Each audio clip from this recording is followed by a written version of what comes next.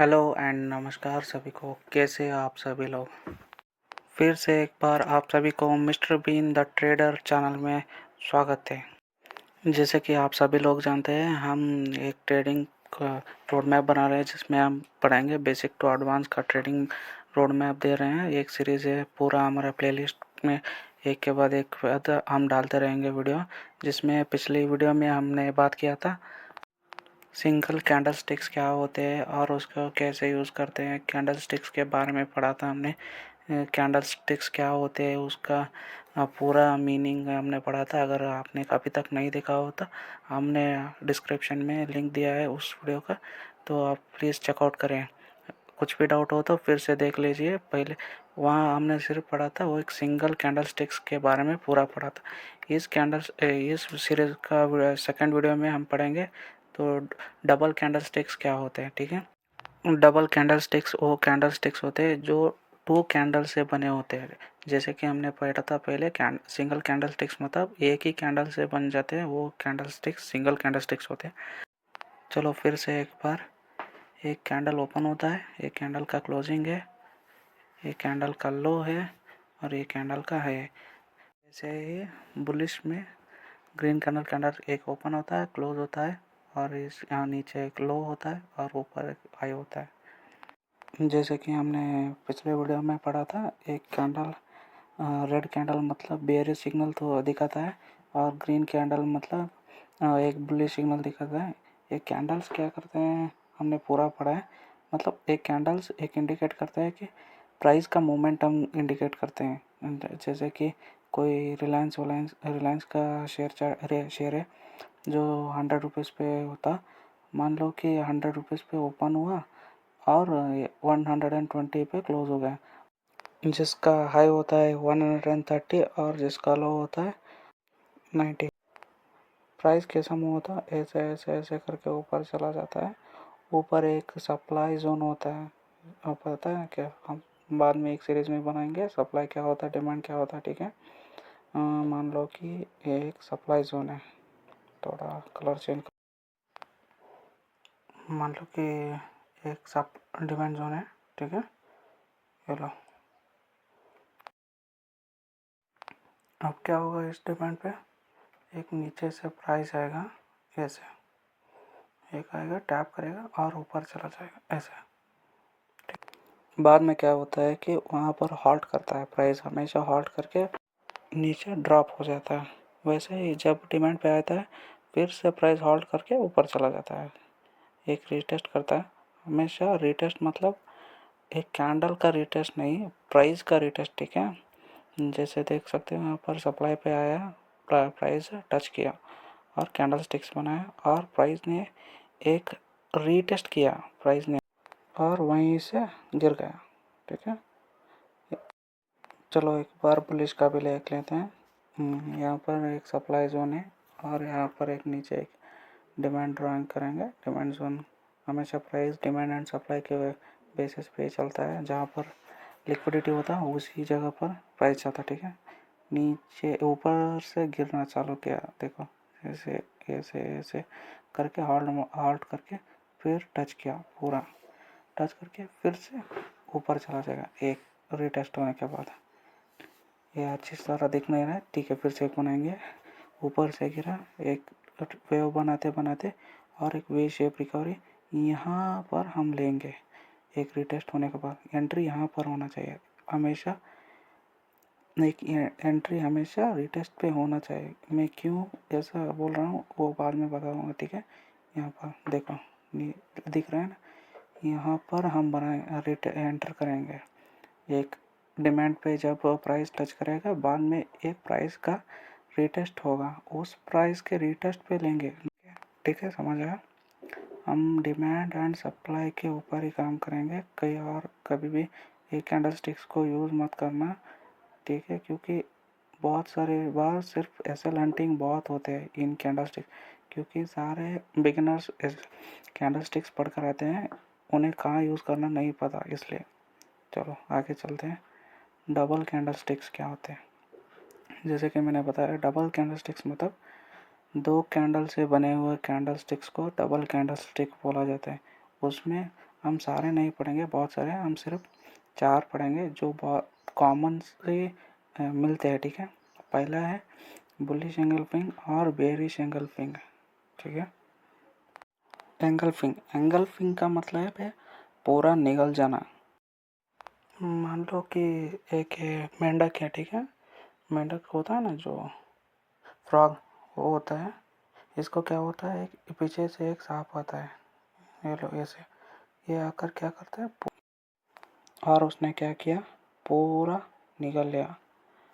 वो चबाया नहीं, पूरा निगल एक ही बार में पूरा। वैसे ही होता है एक पुलिस एंगल्फिंग में। क्या होता है, जो भी पिछले सेलर्स है ना, वो उनके सारे ताकत को वो एक बार में निगल लेते हैं और उनका ताकत दिखा देते हैं। वैसे ही एक बेरिश एंगल्फिंग में क्या होता है, जो बायर का ताकत है वो सब कुछ एक ही बार में निकल कर सेलर्स का ताकत दिखा जाते हैं। एक बुलिश एंगल्फिंग में एक छोटा कैंडल होता है, बाद में बड़ा कैंडल, और फिर से बेरिश एंगल में एक छोटा कैंडल ग्रीन कैंडल और एक बड़ा कैंडल रेड कैंडल। दिख रहा है ना, वैसे ही होता है। एक बुलिश एंगल्फिंग में जो सेलर्स का पावर होता है ना रेड कलर का, वो सब कुछ एक ही बार में निकल जाते हैं, जैसे कि आप यहाँ देख सकते हो। एक बुलिश एंगल्फिंग और बेरिश एंगल्फिंग में हमें बॉडी की बहुत ज़रूरत होती है, विक्स की नहीं, ठीक है। चलो कुछ कंडीशंस है इस एंगल्फिंग के बारे में पढ़ लेते हैं। पहला कंडीशन है body must be inside the other candle. जैसे कि मैंने बताया, पहले की कैंडल दूसरे कैंडल के अंदर समा जाना चाहिए।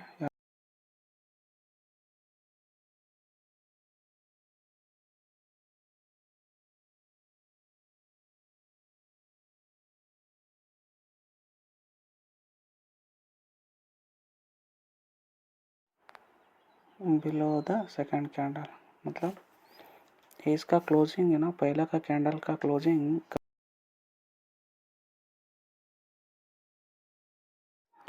जो ये कैंडल है ना रेड कैंडल, उसका क्लोजिंग कभी भी ये ग्रीन कैंडल के क्लोजिंग के ऊपर, ये ग्रीन कैंडल की क्लोजिंग के ऊपर नहीं होना चाहिए और ग्रीन कैंडल के नीचे नहीं होना चाहिए। ये बहुत इंपॉर्टेंट है। Second condition must be fulfilled. Okay, बहुत सारे दिखते हैं पर वैसा नहीं होना चाहिए। यहाँ पर एग्जांपल के लिए ले लो, यहाँ पर 3 कैंडल के एक एग्जांपल है, मतलब 3 एग्जांपल है। जैसे कि पहले बताया था, यहाँ पर एक पहला रेड कैंडल है, बाद में ग्रीन कैंडल है, ठीक है। ये हुआ बुलिश एंगल्फिंग का कैंडल है, जो डिमांड पे ऊपर हम यूज़ करते हैं ना, वही कैंडल है, ठीक है। बताओ मुझे, ये पहला कैंडल स्टिक दिख रहा है ना, उसको हम बुलिश एंगल्फिंग ले सकते हैं कि नहीं? जल्दी सोचो। नहीं ले सकते। क्यों नहीं ले सकते? यहाँ पर देखो, ये रेड कैंडल है ना, ग्रीन कैंडल के ऊपर क्लोजिंग दे चुका है। जैसे कि हमारा कंडीशन था, कभी भी दूसरे कैंडल के ऊपर पहला कैंडल क्लोजिंग नहीं देना चाहिए, पर ये दे चुका है। पूरा बॉडी के अंदर समा जाना चाहिए। वो विक्स को छोड़ो, ये छोड़ो, विक्स इम्पोर्टेंट नहीं है, बॉडी इम्पोर्टेंट, ठीक है।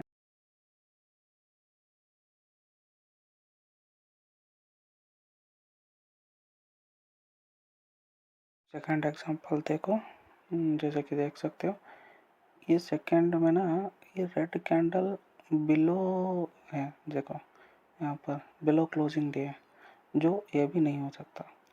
हमेशा मतलब बॉडी के अंदर होना इस बहुत इम्पोर्टेंट है। ना ऊपर हो सकता है ना नीचे हो सकता। जो आप एक थर्ड में देख सकते हो ना, थर्ड कैंडल में यहाँ पर क्या हुआ है, ये ऊपर भी क्लोजिंग दी है, नीचे भी क्लोजिंग, ये भी रॉन्ग है।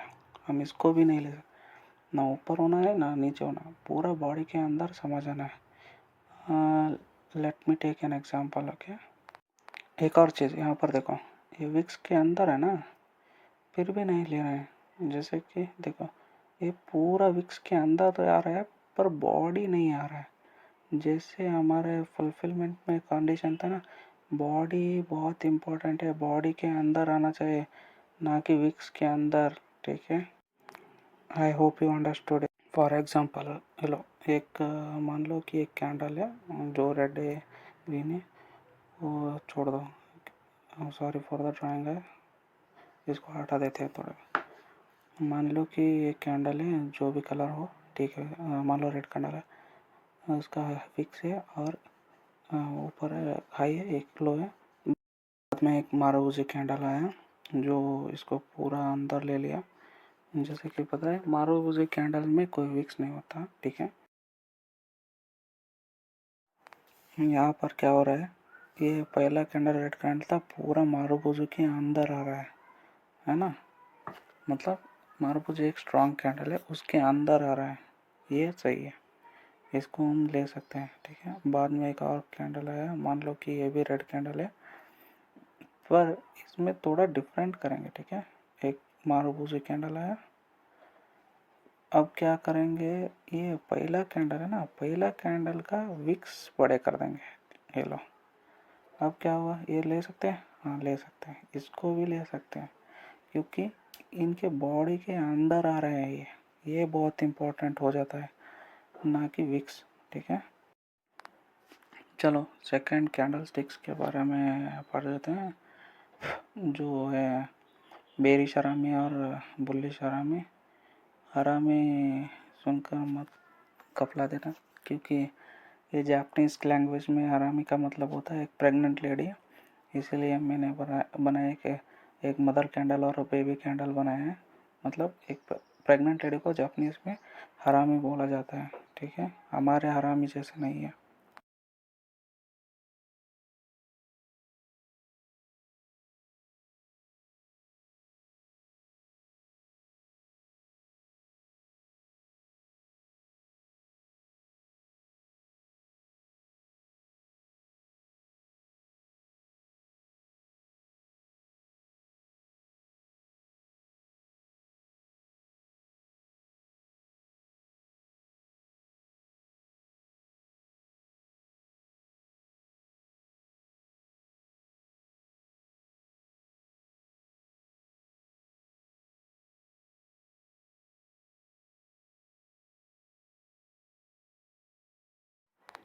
यहाँ पर ना कैंडल स्टिक्स में क्या होता है, एक मदर कैंडल होता है और एक बेबी कैंडल होता है।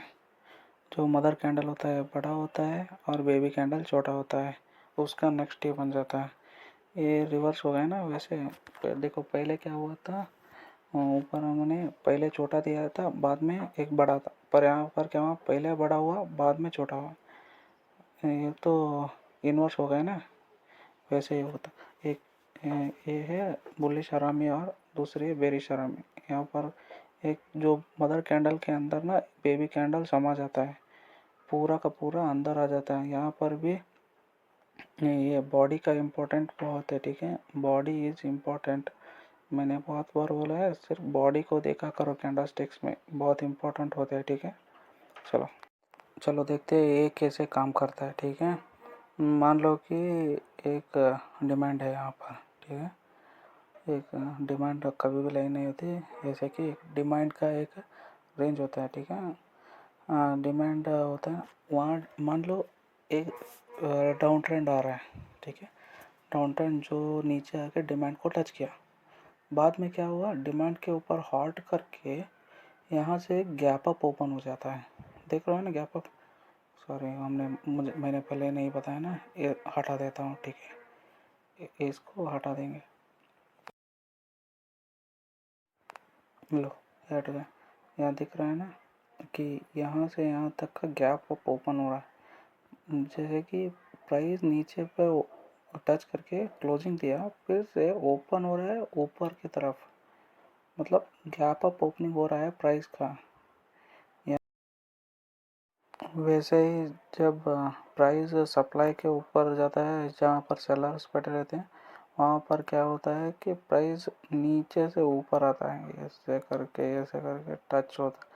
सप्लाई को टच करने के बाद हॉल्ट करेगा, बाद में क्या करेगा, एक गैप डाउन के साथ फिर से नीचे चला जाएगा। यहाँ पर देख सकते हो ना, प्राइस ऊपर क्लोज करेगा, बाद में क्या हुआ, नीचे ओपन हो चुका है, फिर से रिट्रेस करके फिर चला जा रहा है। वैसे देख सकते हो ना, ये देखो यहाँ से यहाँ तक का एक गैप डाउन का प्राइस गैप डाउन हुआ है, जैसे कि वहाँ गैप अप हुआ था, यहाँ पर गैप डाउन हुआ है, जब नीचे आएगा, इसीलिए कुछ बहुत इंपॉर्टेंट कैंडल स्टिक्स हैं ये। बुलिश हरामी, बेरिश हरामी हो गया, bullish engulfing and bearish engulfing है। तो बहुत सारे इंपॉर्टेंट चार्ट हैं मैं जो प्रेफर करता हूँ, उनसे आप अच्छे तरह से सीख सकते हैं। अब इसका एंट्री कैसे करना है आपको उसके बारे में सीखेंगे। पहले कि एक सप्लाई है और मान लो कि एक डिमांड है, ठीक है। यहाँ पर डिमांड मिल गया। अब क्या करेगा,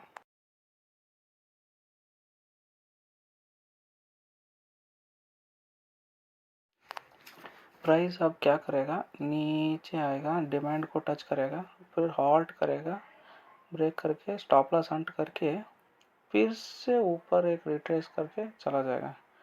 ये देखो, देख लो इसको, क्या करेगा, एक रिट्रेस करेगा फिर ऊपर चला जाएगा एक एक एक करके। फिर से क्या करेगा, सप्लाई को टच करेगा, हॉल्ट करेगा यहाँ पर, फिर से क्या रीटेस्ट करेगा, फिर नीचे ड्रॉप हो जाएगा। ये इसी तरह साइकिल चलता रहता है डिमांड एंड सप्लाई के ऊपर। आपको देखना होगा कैसे की एंट्री क्या है। यहाँ पर क्या है, ब्रेकडाउन है।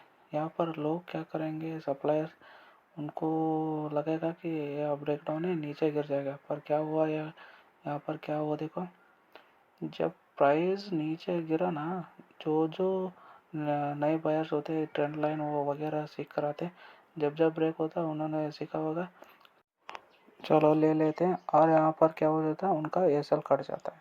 क्यों कट जाता है, इसी को बोलते हैं हम लिक्विडिटी हंटिंग बोलते हैं, जो हमेशा सप्लाई और डिमांड के ऊपर बहुत होता है।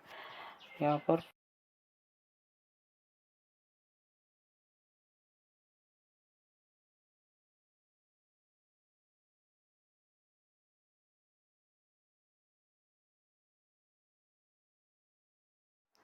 इस सप्लाई एंड डिमांड जोन के ऊपर बहुत सारे फेक ब्रेकआउट्स होते रहते हैं, फेक ब्रेकडाउन्स होते रहते हैं। उन सबको हमें बचकर रहना चाहिए, ठीक है। मैं उसके भी एक वीडियो बनाऊंगा। पहले ये सीरीज़ कंप्लीट होने दो, एक बेसिक टू एडवांस, बाद में फेक ब्रेकआउट और फेक ब्रेकडाउन से कैसे बचना है उन पर भी एक वीडियो डालूंगा। यहाँ पर आप सबको समझ आना यहाँ तक। चलो अब एंट्री कहाँ पर करना है सिखाता हूँ। ये सेकंड कैंडल है ना, इसके हाई के ऊपर एक नेक्स्ट कैंडल का क्लोजिंग होना बहुत ज़रूरी है। जो भी हो, ये ग्रीन हो रेड हो जो भी हो, उसके बारे में नहीं बोल रहा, इसके ऊपर क्लोजिंग होना चाहिए। मान लो कि एक रेड कैंडल है, मान लो ग्रीन कैंडल है, रेड कैंडल है, जो ऊपर ओपन हुआ फिर से नीचे आया, ठीक है। यहाँ पर हम लेंगे जो प्राइस का रिट्रेसमेंट है। यहाँ पर एक मान लो कि एक डिमांड जोन है। यहाँ पर क्या हुआ, प्राइस ऊपर गया, क्लोज किया और रिट्रेस हुआ, बूम। यहाँ पर आएगा तो भी चलेगा ऊपर पर। मैं ज़्यादा बार सिर्फ प्राइस का रिट्रेसमेंट के बारे में ज़्यादा बोलता हूँ, ना कि डिमांड तक एक रिट्रेसमेंट आ जाए वो उसके बारे में नहीं रुकता। ठीक है। हमेशा क्या होना चाहिए, प्राइस का रिट्रेस होना बहुत इम्पोर्टेंट है, ना कि डिमांड पर फिर से कैंडल स्टिक आके टच कर जाए, वैसा नहीं।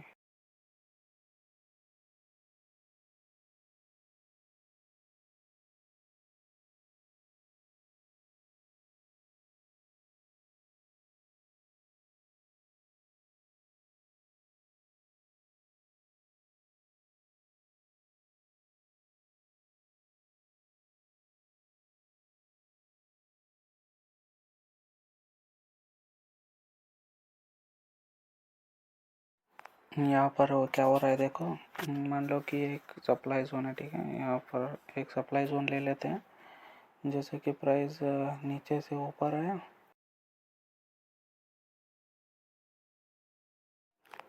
यहाँ पर दूसरे कैंडल का जो रेड कैंडल के नीचे के ऊपर क्लोज होना चाहिए। एक गैप टर्न, मान लो कि एक गैप टर्न हो चुका है सप्लाई को टच करने के बाद, और फिर से एक कैंडल हो गया। मान लो कि एक रेड कैंडल है, नहीं तो ग्रीन कैंडल है, ग्रीन कैंडल है जो नीचे की तरफ पुश किया। बाद में क्या किया, एक प्राइस का रिट्रेसमेंट हुआ, जैसे कि मैंने बताया, फिर से रिट्रेसमेंट के ऊपर ले लेंगे हम। एक्चुअली मिथ है कि यहाँ से लेना इम्पोर्टेंट है। मिथ क्या था, जो बोलते हैं ना रेड कैंडल के हाई को तोड़ के क्लोज करता है, वहाँ पर लेना इम्पोर्टेंट है, पर ये रॉन्ग है। क्योंकि यहाँ पर एसएल बड़ा हो जाता है। हमें रिस्क टू रिवॉर्ड मेंटेन करना बहुत इम्पोर्टेंट है, ठीक है। इसलिए हम क्या करते हैं, जैसे कि प्राइस यहाँ पर आ जाता है ना, जैसे बोलता हूँ कि प्राइस का रिट्रेसमेंट हो जाता है, वहाँ पर ले लेंगे, क्योंकि यहाँ से यहाँ स्टॉप लॉस ना बहुत छोटा हो जाता है। मान लो कि यहाँ से ब्रेकआउट हो जाता है ऊपर और रिट्रेस करके नीचे नहीं आता, तब क्या होगा, हमारा एसएल चला जाएगा। जब एसएल चला जाएगा तो छोटा एसएल चला जाएगा। अगर मान लो कि रिट्रेस हो गया तो क्या होगा, यहाँ से एक बहुत बड़ा फॉल आ जाएगा, ठीक है, ड्रॉप बहुत बड़ा हो जाएगा। इसलिए हम जब प्राइस रिट्रेस करेगा ना यहाँ से ले लेंगे, ठीक है, क्योंकि एसएल भी छोटा हो जाता है, यहाँ से बहुत बड़े एसएल देने की ज़रूरत नहीं होती, ठीक है। जितने हो सके उतना छोटा एसएल देने की कोशिश करो, क्योंकि एक नए ट्रेडर के पास बहुत सारा पैसा नहीं होता, अनलिमिटेड पैसा, जैसे कि इंस्टीट्यूशन के पास नहीं होता ना, वैसा, ठीक है। जैसे प्राइस यहाँ पर रिट्रेस कर जाएगा ना, यहाँ से हम एक शॉर्ट का पोजीशन करेंगे ऐसे, हाँ, यहाँ पर एक ऐसा शॉर्ट का पोजीशन करके इस पहले का कैंडल है ना, बिग कैंडल, उसके ऊपर का ऐसा लगा के 1:3 1:2 2.5 का टारगेट का वेट कर सकते हैं, ठीक है। चलो, मैंने अभी पहला कैंडल का एंट्री नहीं बताया ना, सॉरी फॉर दैट है। चलो, पहला कैंडल का एंट्री कहाँ लेते हैं उसको देखते हैं। चलो, एक बुलिश एंगल फिंग है, बुलिश के बारे में देखेंगे, उसी तरह एक बेरिश एंगल फिंग भी होगा, ठीक है। हमेशा आई ऑलवेज सेज, बार बार बोलता हूँ, retracement of price is important, okay, उसी के ऊपर ही ले लेंगे हम। यहाँ पर क्या हो रहा है देखो, एक रेड कैंडल पूरा ग्रीन कैंडल के अंदर आ गया, बाद में प्राइस नीचे आया, एक रिट्रेसमेंट मान लिया। चलो, पहले एक डिमांड जोन लिख लेते हैं। मान लो कि एक डिमांड जोन है जो यहाँ तक का रिट्रेस हुआ प्राइस, ठीक है, या ऊपर से नीचे आ रहा था, बाद में ऊपर चला जाके एंगल करने के बाद एक रिट्रेसमेंट का प्राइस हुआ। बाद में क्या करेंगे, यहाँ से एक लॉन्ग करेंगे जो सेकंड कैंडल के नीचे का एसएल रख के ऊपर 1:3 का हम टारगेट ले लेंगे, 1:2 1:3 का। वैसे ही मान लो कि एक बेरिश में भी एक सप्लाई जोन, मान लो कि यहाँ पर एक सप्लाई है, प्राइस ऊपर नीचे से ऊपर है, अब क्या करेगा, इसके पूरा एंगल कर लिया, फिर प्राइस पीछे रिट्रेस किया, हम यहाँ से फिर से ले लेंगे, प्राइस का रिट्रेसमेंट के बाद में एक शॉर्ट कर देंगे, ठीक है। क्योंकि देखो, ये एक शॉर्ट करने के बाद यहाँ पर देख रहे हो कितना छोटा एसएल जा रहा है बाद में, और ये देखो 1:2 1:3 का हमारा पास एक टारगेट होगा 1:3 तक का। ज़्यादा नहीं लेंगे क्योंकि निफ्टी बैंक की तरह फॉल नहीं करता, ठीक है। हम क्या करेंगे, जैसे भी प्राइस का रिट्रेस होगा ना, रिट्रेसमेंट एटलीस्ट मान लो कि 50% रिट्रेसमेंट हो जाए तो बहुत अच्छा हो जाता है, एटलीस्ट 30 to 40% तो रिट्रेसमेंट होना चाहिए। यहाँ देखो, एसएल बहुत छोटा हो जाता है, जिसमें 50% हो जाता, सिर्फ 50% ही प्राइस का रिट्रेसमेंट होता है, मतलब एसएल छोटा हो जाता है, फिर से क्या हो जाता है, यहाँ से ले सकते हैं। मान लो कि क्या होता है कि प्राइस यहाँ पर फंस चुका है, रेंज बना चुका है, तब क्या, तब नहीं लेंगे हम, ठीक है, तब नहीं लेंगे। तो नेक्स्ट चलते हैं, बुलिश सरामी और बेरिश सरामी की कैंडल स्टिक्स की कुछ कंडीशंस है, वो कंडीशंस पढ़ते हैं। जो पहला कंडीशन है, कैंडल मस्ट बी बिग, पहला कंडीशन बड़ा कैंडल होना चाहिए, पहला candle. Second candle must inside the mother candle, मतलब दूसरा कैंडल होता है मदर कैंडल के अंदर होना चाहिए। तीसरा है gap up and gap down होना बहुत ज़रूरी है। जैसे बताया ना, पहले पहले कैंडल के बाद दूसरे कैंडल के एक गैप अप होना ज़रूरी है जो बुलिश में, और बेरिश में गैप डाउन होना बहुत ज़रूरी है, ठीक है। और एंट्री लेने के लिए क्या होना चाहिए, फोर्थ कंडीशन है, next candle must close above the baby candle और बिलो द बेबी कैंडल। अगर बुलिश है तो ऊपर, बेरिश है तो नीचे, ठीक है। चलो नेक्स्ट, थर्ड कैंडल स्टिक्स है पियर्सिंग लाइन और डार्क क्लाउड कवर, ठीक है। जो पियर्सिंग लाइन है बुलिश ट्रेंड रिवर्सल है, और डार्क क्लाउड कवर है ये बेरिश बेरिश ट्रेंड रिवर्सल है, ठीक है। यहाँ पर जो मैंने 50% का लाइन ड्रॉ किया था, इस piercing and arc cloud call में बहुत इंपॉर्टेंट रोल करते हैं, ठीक है। जैसे बार बार मैं बोलता हूँ ना, रिट्रेसमेंट, इसी को हम बोल सकते हैं रिट्रेसमेंट 50% का। अब वो और बिलो बहुत रिट्रेसमेंट होना बहुत ज़रूरी है प्राइस का, तभी क्या होगा, प्राइस सेटलमेंट होने का एक कंफर्मेशन मिल जाता है हमको, ठीक है। हमें क्या दिख रहा है यहाँ पर, यहाँ ऊपर क्लोज हुआ और ओपन हुआ नीचे, मतलब सेलर का अभी भी कंट्रोल है, इसीलिए क्या हुआ कि प्राइस नीचे की तरफ ओपन हुआ है, ठीक है। वैसे ही यहाँ देखो डार्क क्लाउड कवर में क्या हो जाता है, प्राइस यहाँ पर क्लोज हुआ था, जो फिर से क्या हुआ, ओपन हुआ ऊपर की तरफ, मतलब अभी भी बायर्स का कंट्रोल है, वो फिर भी ऊपर ले जा सकते हैं पर नहीं ले जा पाए, इसलिए क्या हुआ, एक रेड कैंडल आ गया और एक रिट्रेसमेंट हो गया, ठीक है। ऐसे यूज़ करते हैं, हम लगा सकते हैं, एक सप्लाई जोन बना लेते हैं और एक डिमांड जोन बना लेंगे। ये लो, ये एक सप्लाई जोन है और यहाँ एक नीचे डिमांड जोन है, ठीक है। अब क्या होगा, प्राइस नीचे से ऊपर आएगा, सॉरी इसको निकाल देते हैं। प्राइस क्या करेगा, नीचे से फिर से ऊपर आ जाएगा और सप्लाई को टच करेगा, ऐसे सप्लाई को टच करने के बाद क्या हो जाएगा, एक फॉल हो जाएगा जो ऐसे जाके ऐसे गिर जाएगा। अब क्या होगा, एक रिट्रेसमेंट करके फिर से नीचे की तरफ चला जाएगा, जो डिमांड है ना, डिमांड को टच करके फिर से क्या करेगा, एक वी शेप रिकवर की तरह हो जाएगा, चला जाएगा और फिर से एक रिट्रेस, फिर से बूम। ऐसा वर्क करता है हमेशा, ये भी पियर्सिंग लाइन। जैसे कि मैं बोलता हूँ ना, बहुत सारे बार रिट्रेसमेंट इन पर, इसके ऊपर भी बहुत अच्छी तरह, इसी को मैं ज़्यादा समय बोलता हूँ रिट्रेसमेंट, पता है डिमांड पर बहुत काम करता है, डिमांड एंड सप्लाई के ऊपर, ठीक है।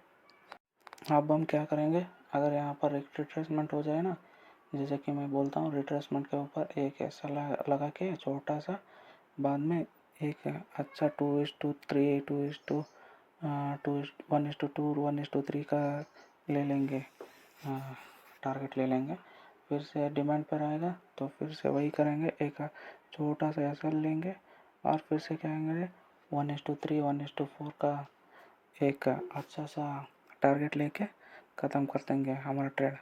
अच्छा होगा कि दिन में सिर्फ एक ट्रेड लेने की बहुत कोशिश करो, ज़्यादा से ज़्यादा जो भी बिगनर्स है ना, एक ट्रेड लेने की कोशिश करो, तभी तो सरवाइव कर सकते हो मार्केट में, ठीक है। नेक्स्ट कैंडल स्टिक्स के बारे में पढ़ते हैं। नेक्स्ट कैंडल स्टिक्स है tweezer bottom and tweezer top. जैसे नाम बता रहे हैं वैसे बॉटम मतलब एक इक्वल बॉटम रहता है, जो भी डिमांड पे आता है ना इक्वल बॉटम, एंड जो भी सप्लाई पे आता है एक इक्वल हाई और टॉप होता है। विक्स के बारे में छोड़ दो, ठीक है, बहुत बार बोला हूँ, इनके बॉटम एंड टॉप बहुत इंपॉर्टेंट है, ना कि विक्स, ठीक है। चलो थोड़ा बहुत एग्जांपल देख लेते हैं निफ्टी 50 चार्ट में ऊपर, ठीक है, ऊपर चलते हैं। ये लो, ये हुआ एग्जांपल, ये चार्ट है 6 मार्च का, मतलब यस्टरडे का चार्ट है। यस्टरडे का चार्ट देख रहे हैं हम, यहाँ पर क्या हो रहा है देखो, यहाँ पर एक हमको बुलिश हरामी दिख रहे हैं ना, एक बड़ा बहुत बड़ी रेड कैंडल है, बाद में एक ग्रीन कैंडल है, दिख रहा है ना। मान लो कि यहाँ पर एक डिमांड जोन है और डिमांड जोन को क्या किया, और टच करके दोनों कैंडल बना दिया, जो बुलिश एंगल पे, सॉरी बुलिश हरामी है ना, वो कैंडल बन चुका है, तो वहाँ से क्या करेंगे, बाय करेंगे। पर मैंने तो बोला था कि रिट्रेसमेंट का वेट करो, बाद में ले लेंगे ना, देखो ऐसा रिट्रेसमेंट होना है बाद में लेंगे, पर यहाँ तो रिट्रेसमेंट नहीं हुआ और हमें मिस हो गया, ये ऐसा क्यों हुआ, ये मैं यहाँ पर दिखाता हूँ, ठीक है। इसको हटा लेते हैं पहले।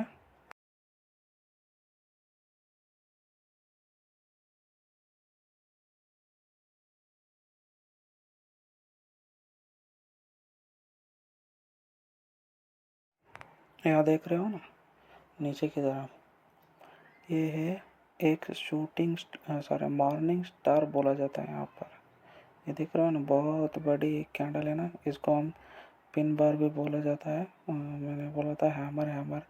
पर अगर एक देखोगे तो मतलब 3 कैंडल का एक कैंडल स्टिक बना है, जो अगली वीडियो में मैं बताऊंगा। इसको क्या कहेंगे हम, एक मॉर्निंग स्टार बोलेंगे इसके। ये एक बुलिश कैंडल स्टिक्स पैटर्न है। जब ये डिमांड को टच किया ना, बाद में क्या किया, एक ग्रीन कैंडल ने इसका हाई तोड़ा है। देखो, वेट करो दिखाता हूँ। यहाँ पर देखो,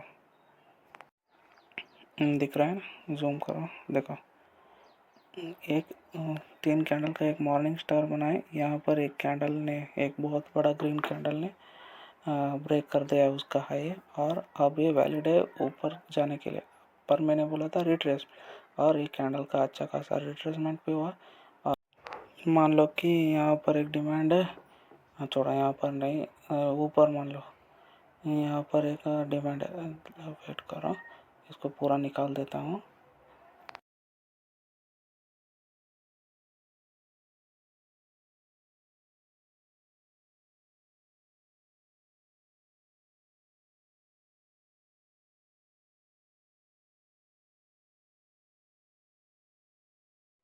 चलो, यहाँ पर मान लो कि एक डिमांड है, क्योंकि पूरा नीचे चला गया तो ऊपर शक हो गया। मान लो कि एक ऊपर एक डिमांड है, प्राइस नीचे आया, ठीक है।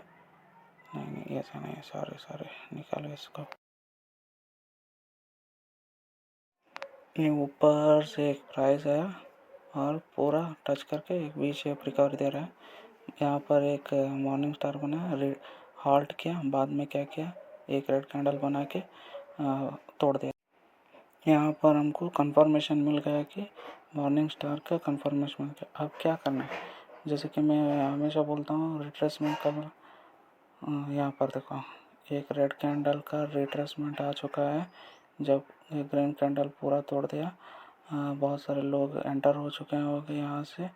यहाँ पर थोड़ा बहुत प्रॉफिट बुकिंग भी होगा।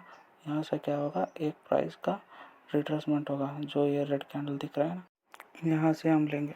सपोज मान लो कि मैं यहाँ पर लिया, अब क्या होगा, देखो हमारे एस एल और ये इसको देखो, रिस्क टू रिवार्ड देखो। सो 1 भी नहीं है, 1:1 भी नहीं है, 1:0.8 है। इतना ही प्रॉफिट मिल रहा है, इतना बड़ा लॉस हो रहा है हमको एस एल। ये रॉन्ग है, इसलिए मैं बोल रहा हूँ हमेशा रिट्रेसमेंट का बहुत इम्पोर्टेंट महत्व होता है। जब रिट्रेसमेंट का वेट करके तब लेते हो ना, तब आपको एक अच्छा खासा रिस्क टू रिवार्ड मिल जाता है। और उसके दिखाओ, जब प्राइस ऊपर तोड़ दिया और ग्रीन कैंडल में फिर से रिट्रेस किया, यहाँ पर क्या करेंगे हम, यहाँ पर एक लॉन्ग जाएंगे।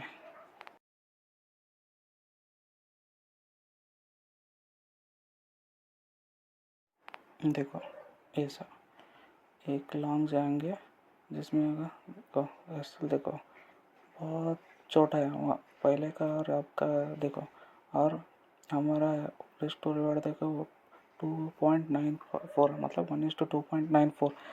उतना अच्छा खासा रिस्क टू रिवार्ड है, ना कि पहले से। हमेशा रिस्क टू रिवार्ड को मेंटेन करते रहो, ठीक है। चलो नेक्स्ट एग्जांपल देखते हैं।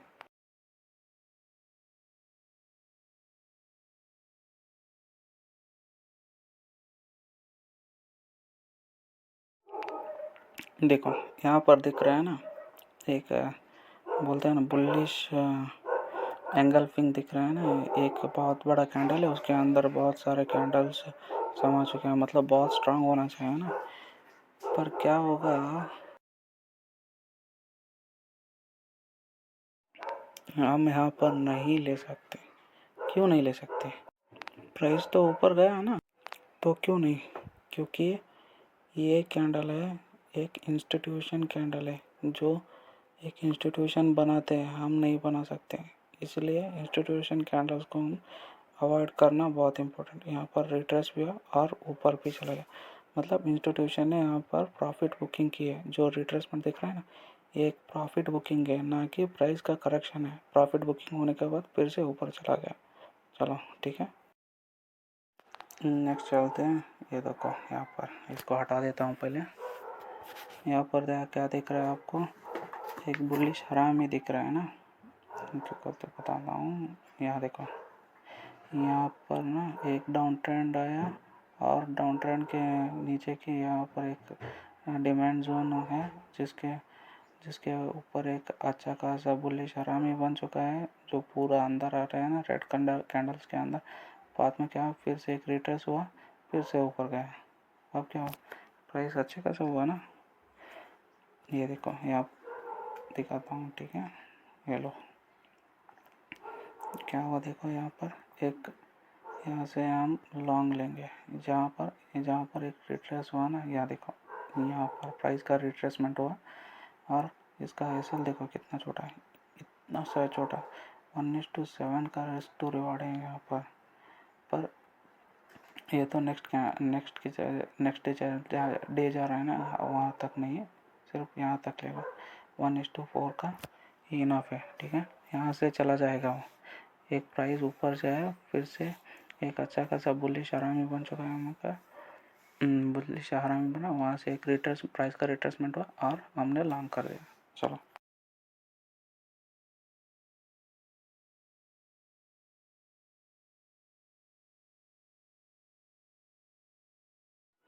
चलो यहीं पर देखो, नेक्स्ट डे का देखो।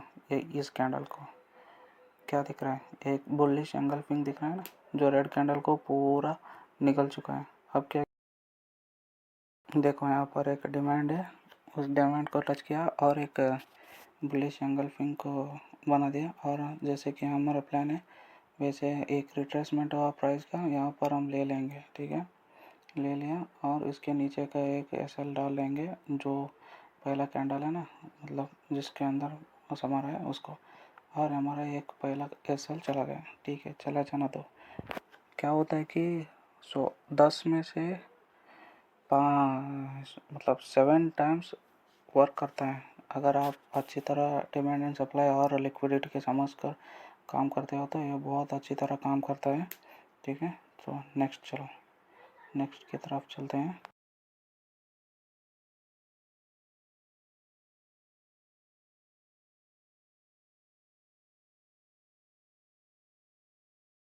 यहाँ पर देखो इस कैंडल को, ठीक है, एक बुलिश हरामी है ना, एक बुलिश हरामी क्या किया, एक प्राइस आ रहा था ऊपर से नीचे तक, एक डिमांड को ऊपर क्या हो किया, उसने एक बुलिश हरामी बना दिया। और बुलिश हरामी बनाने के बाद प्राइस का रिट्रेसमेंट हुआ, ठीक है। इस ग्रीन कैंडल के ऊपर क्लोजिंग दे चुका है। बाद में क्या किया, एक रिट्रेसमेंट हुआ और हम यहाँ से रिट्रेसमेंट के ऊपर ले लेंगे, एक बहुत छोटा सा ऐसा ले लेंगे और ऊपर ले लेंगे, ठीक है।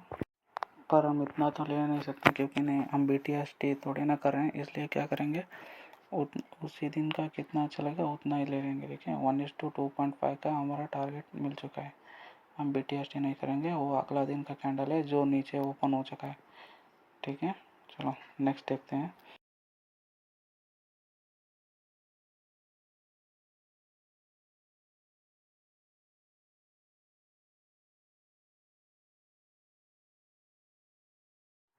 यहाँ पर देखो एक अच्छा खासा सप्लाई था यहाँ पर ऊपर, और यहाँ पर क्या किया, एक अच्छा सा बुलिश हरामी बन चुका है।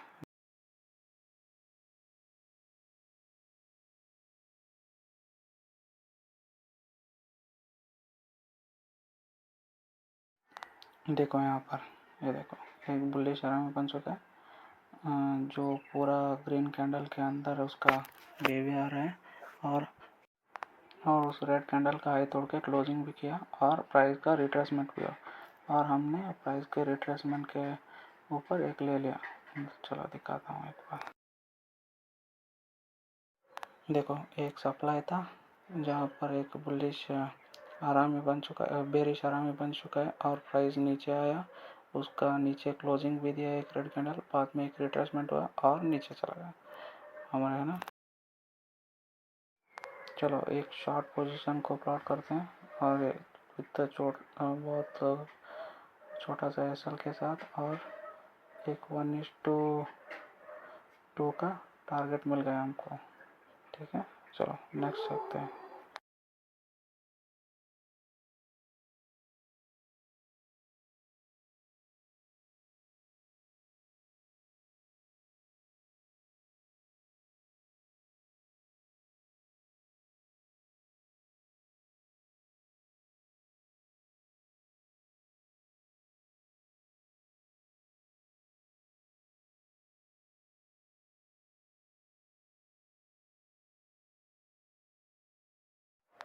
चलो यहाँ पर देखो फिर से एक डबल बॉटम बना चुका है। यहाँ पर एक अच्छा प्राइस ऊपर गया और एक प्राइस रिट्रेसमेंट हुआ, तो उसके क्लोजिंग के ऊपर हम फिर से एक लॉन्ग करेंगे with small S L and small target.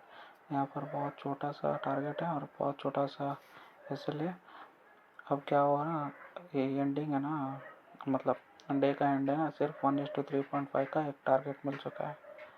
देखना बहुत बड़ा नहीं है, सिर्फ छोटा सा है। छोटा भी मिलता है, बड़ा भी मिलता है, उनके रिस्क के और कैपेसिटी के ऊपर होता है कि बहुत बड़ा होना मतलब क्या बोलते हैं, उनका पेशेंस है तो वो रुक सकते हैं। ठीक है, चलो और नेक्स्ट देखो।